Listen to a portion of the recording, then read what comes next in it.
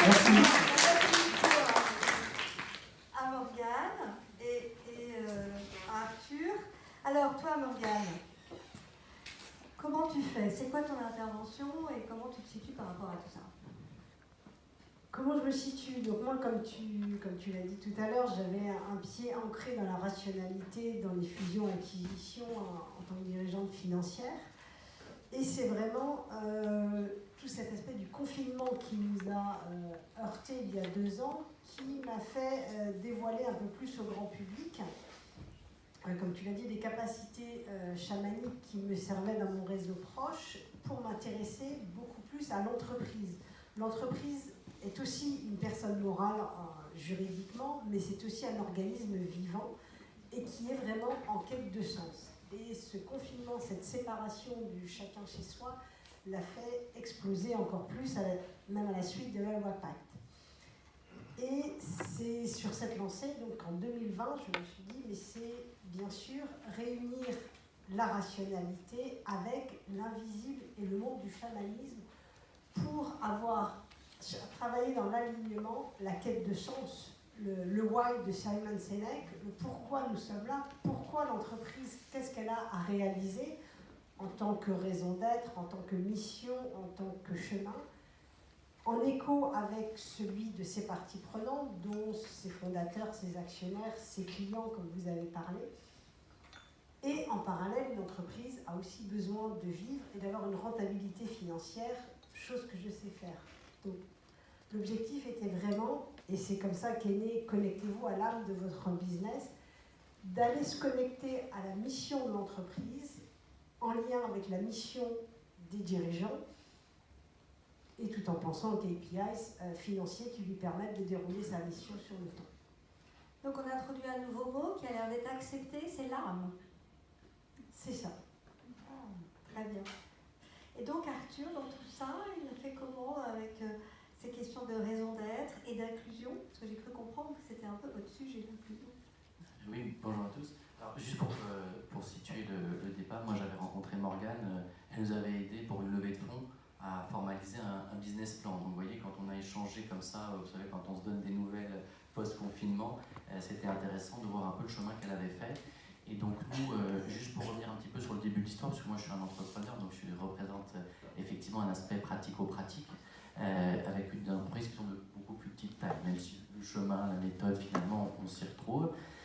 Donc déjà la bienveillance financière, c'était quelque chose qui vous a interpellé, déjà sur l'ADN, le projet entrepreneurial, l'idée de départ, déjà de réconcilier des termes, des univers qui sont déjà intrinsèquement très éloignés du client.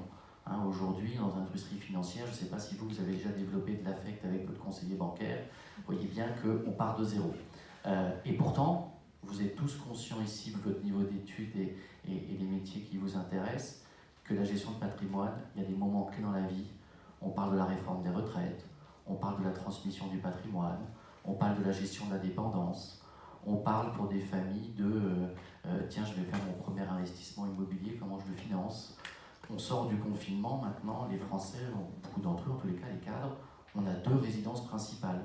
On en a une sur son lieu de travail et puis maintenant on s'est découvert qu'on pouvait faire un aller-retour en TGV. Si on est plus 5 jours sur 5 au travail, bah, ça veut dire que sa gestion de patrimoine est impactée. Donc déjà, cette idée de bienveillance financière, si je reviens à ce que nous, vous allez voir, on est dans un univers qui est normé, hein, dans l'industrie financière, vous savez qu'il y a beaucoup d'agréments pour faire le métier qu'on fait, qui est du conseil patrimonial.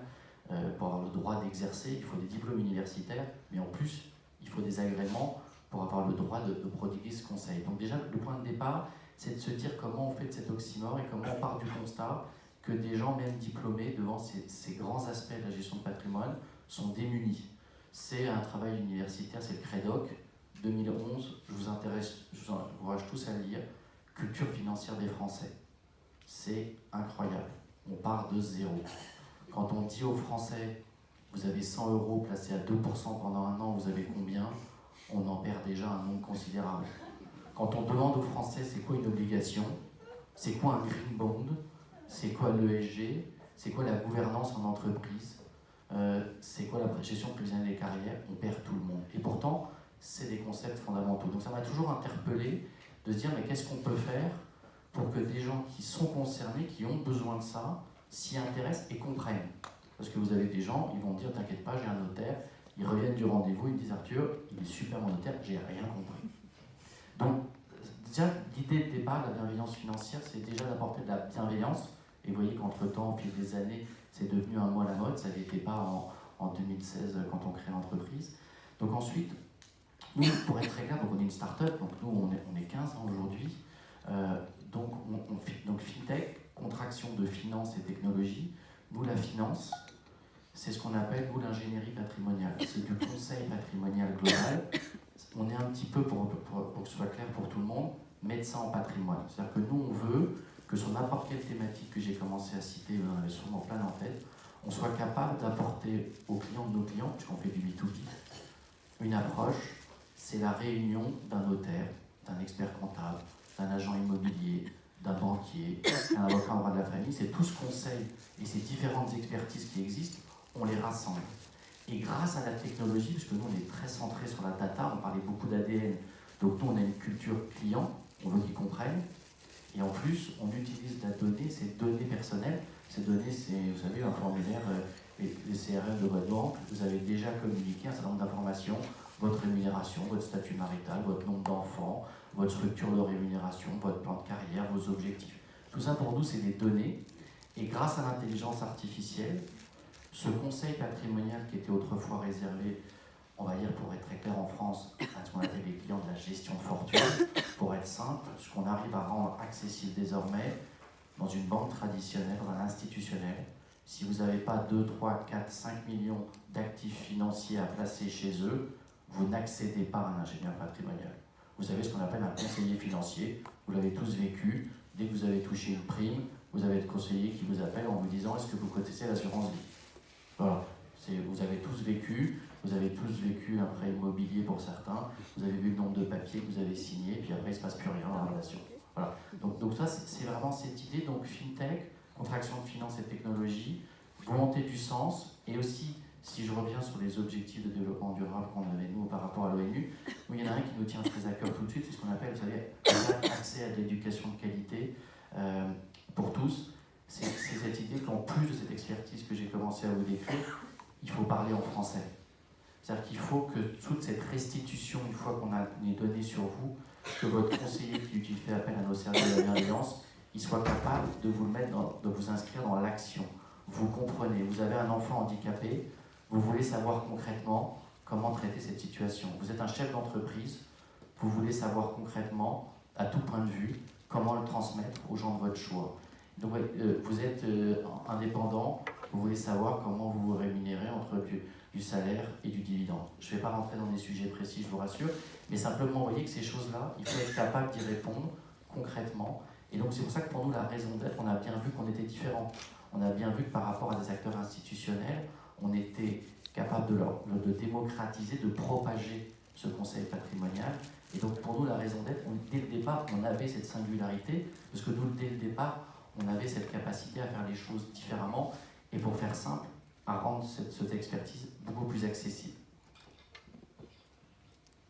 Merci. Et c'est dans ce contexte, donc quand on s'est retrouvés après le confinement, que là on parlait de plus en plus d'entreprises à mission, de raison d'être inscrites dans les statuts, car qu'on a vu avec Arthur, mais oui, c'est dans les statuts que l'ADN doit se représenter, qu'il soit, même s'il est ressenti à l'intérieur de l'entreprise, que ce soit avec ses employés ou avec ses actionnaires, il a besoin de rayonner pour que les clients le comprennent. Les clients, qu'ils soient B2B ou B2B2C, donc les particuliers.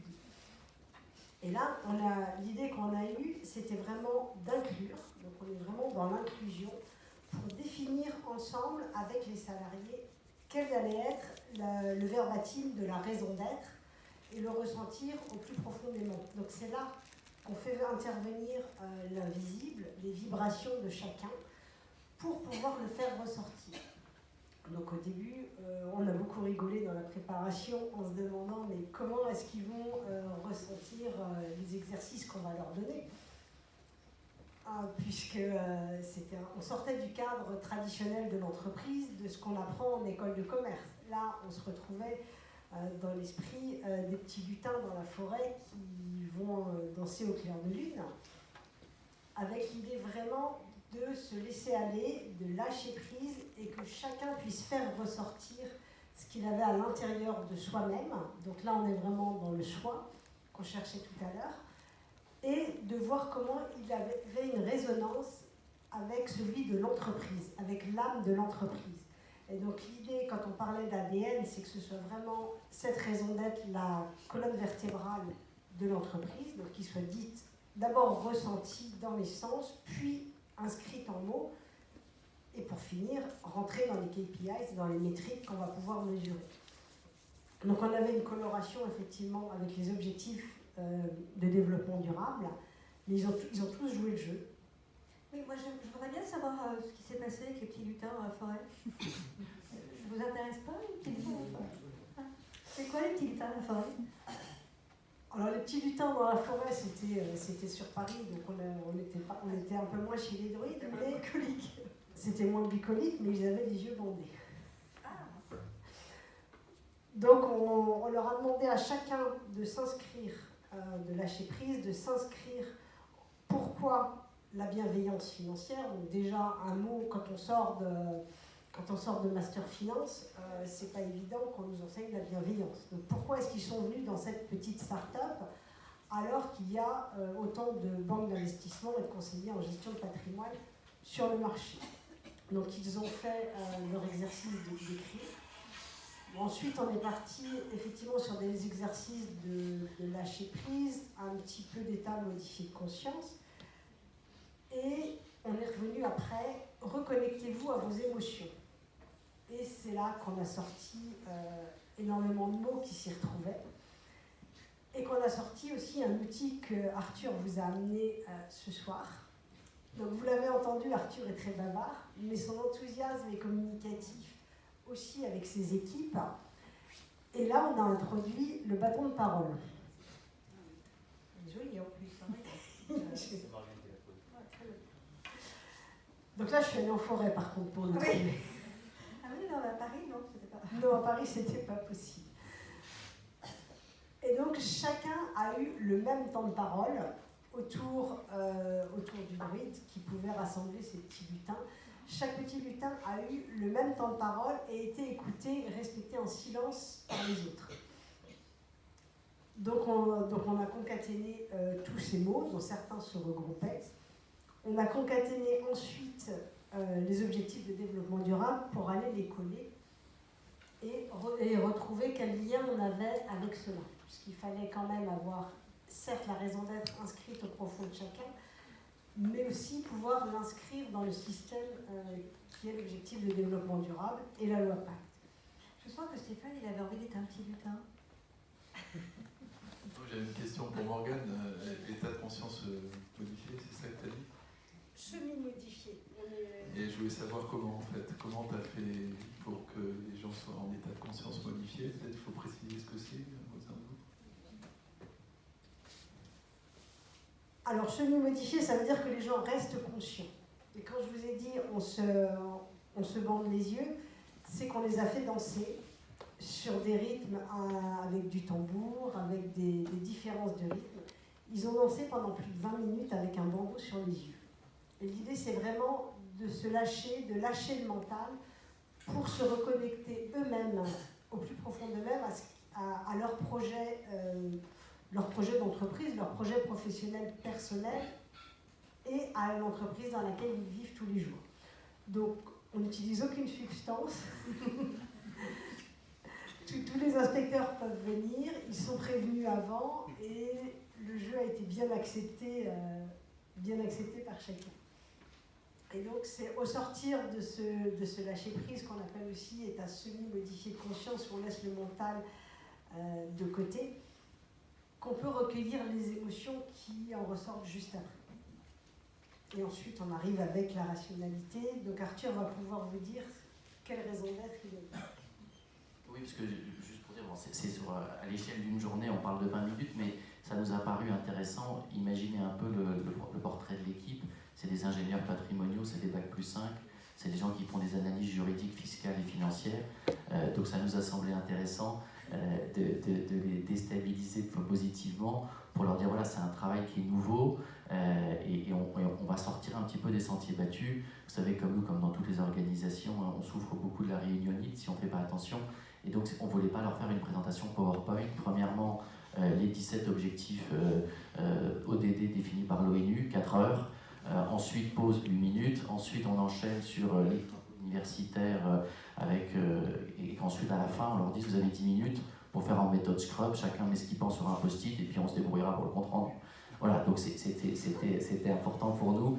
C'est aussi de la conduite du changement. C'est aussi le management que dans une start-up, on doit toujours surprendre les gens. Vous savez que ça fait partie aussi des choses qui aident à réfléchir un petit peu, comme on dit, en dehors de la boîte. Et ensuite, rassurez-vous, très rapidement, nos ingénieurs patrimoniaux sont revenus à une méthodologie de travail assez classique, mais qui était importante pour nous. Et donc, cette raison d'être, nous, comme toujours, on a toujours des cadres référents. On essaye de ne pas tomber dans le piège que certains jeunes voudraient, c'est-à-dire qu'ils voudraient toujours croire que le monde est né en l'an 2000 avec Internet. On essaye, nous aussi, toujours de les mettre quand même dans un cadre référentiel. La raison d'être, le développement durable, la RSE, c'est pas nouveau. Beaucoup d'échos, il y a eu des phénomènes d'accélération. Tu as parlé du confinement, Morgane, évidemment, on l'a tous vécu. Donc ça nous a tous changé à la fois au niveau personnel et professionnel, ne serait-ce que dans le rapport au travail, ne serait-ce que dans le rapport au présentiel. Et donc ensuite, nous, on a voulu se définir comment, dans ce qu'ils aimaient, pourquoi ils nous ont rejoints, qu'est-ce qu'ils aiment faire, en quoi ils pensent qu'ils ont un impact, parce que je pense qu'aujourd'hui, les jeunes dans nos équipes, ils ont besoin de sentir que ça a du sens, et une façon pour eux de le mesurer concrètement, c'est qu'ils ont besoin d'une singularité, mais de marquer une différence individuelle. C'est-à-dire, moi, dans l'ensemble qu'est l'entreprise, dans l'organisation, qu'est-ce que j'apporte, comment j'influence, comment elle m'influence, et comment elle m'enrichit, et comment je l'enrichis.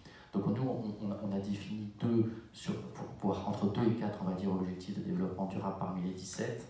On a bien vu qu'il y avait des choses, mais un peu comme vous, qui revenaient, qui faisaient sens, qui s'imposaient d'eux-mêmes, et qui faisaient qu'ils étaient fiers. Le travail aussi, ensuite, pour nous, c'était très important qu'on ait, vous savez, ce qu'on appelle, alors moi je trouve très intéressant, 2 choses.